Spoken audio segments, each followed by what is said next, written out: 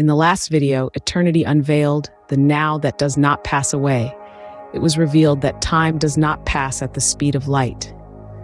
As was discussed in the video, special relativity offers fairly strong experimental support for the theologian's claim for a timeless, eternal dimension that exists above this temporal realm. An eternal dimension where tomorrow can exist simultaneously with today and yesterday. In today's video, we go deeper and delve into the geometric interpretation of special relativity. The theory of special relativity, first proposed by the brilliant physicist Albert Einstein, challenges our conventional understanding of time and space. It suggests that space and time are not separate entities, but intertwined, forming a four-dimensional space-time continuum. This concept has been a cornerstone in the world of physics, revolutionizing our understanding of the universe. The most mind-bending aspect of special relativity is the concept of time dilation. This suggests that time can slow down or speed up, depending on the speed of the observer. Sound like science fiction? Well, it's science fact. For instance, if you were able to travel at the speed of light, time would stand still. This is not a mere theoretical concept, but has been experimentally confirmed. Now, consider light, which always travels at a constant speed in a vacuum. According to special relativity, light does not experience time. This is a baffling concept, isn't it? How can light, which moves from point A to point B, not experience time? This is where the theory suggests that light operates on a different dimensional value of time, one that transcends our conventional three-dimensional perception.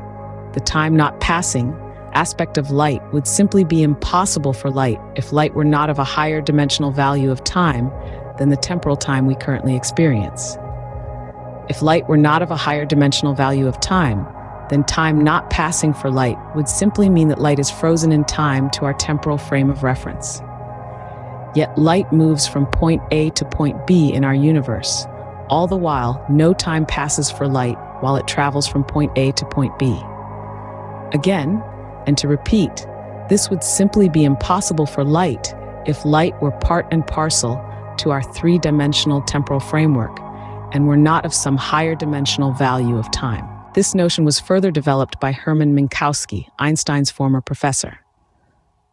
In 1908, Minkowski presented a geometric interpretation of special relativity, merging time and the three spatial dimensions into a single four-dimensional continuum, now known as Minkowski space. Einstein hadn't bothered with the mathematical rules of special relativity, only their physical properties and behavior. Moreover, Minkowski's geometric interpretation of special relativity was to prove vital to Einstein's development of his 1915 general theory of relativity. In fact, in 1916, Einstein fully acknowledged his indebtedness to Minkowski, whose four-dimensional geometric interpretation of special relativity greatly facilitated his mathematical elucidation of general relativity. Moreover, this geometric interpretation of special relativity can be visualized. In the video titled Optical Effects of Special Relativity, the visual effects of accelerating to the speed of light are depicted. In the video, it is shown that, as an observer approaches the speed of light, the three-dimensional world folds and collapses into a tunnel shape. Moreover, all the light concentrates in front of the observer in his direction of travel, a phenomenon known as the searchlight effect, or relativistic aberration.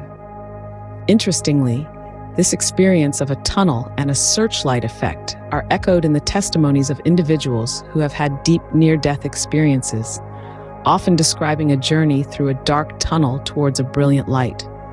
For instance, Barbara Springer, who had a deep near-death experience, described her journey through the tunnel towards the bright light as such. I started to move toward the light. The way I moved, the physics, was completely different than it is here on Earth. It was something I had never felt before and never felt since. I was flowing toward the light. I was accelerating, and I knew I was accelerating, but then again, I didn't really feel the acceleration. I just knew I was accelerating toward the light. Again, the physics was different. The physics of motion, of time, space, travel.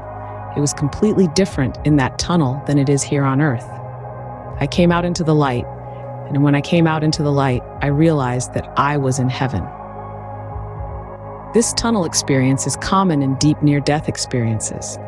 The point being that these testimonies align strikingly well with what the geometric interpretations in special relativity reveals to us about the higher dimension of light. In conclusion, special relativity provides a compelling perspective on the nature of time and light. It suggests that time is not absolute, but relative to the observer's speed, and that light operates on a different dimensional value of time, revealing a higher dimension of light that transcends our everyday perception. This theory not only reshapes our understanding of the universe, but also resonates strongly with personal experiences reported in near-death situations. All in all, that what we now know to be physically true from special relativity, namely that it outlines a timeless, eternal dimension of light that exists above this temporal dimension, would fit hand in glove with the personal testimonies of people who have had a deep heavenly NDEs, is needless to say fairly powerful evidence that their testimonies are, in all likelihood, true, and that they are accurately describing the physical reality of a higher heavenly dimension that they experienced firsthand that physically exists above this temporal dimension. In short, special relativity, one of our most powerful theories in science, offers fairly compelling evidence that heaven is real.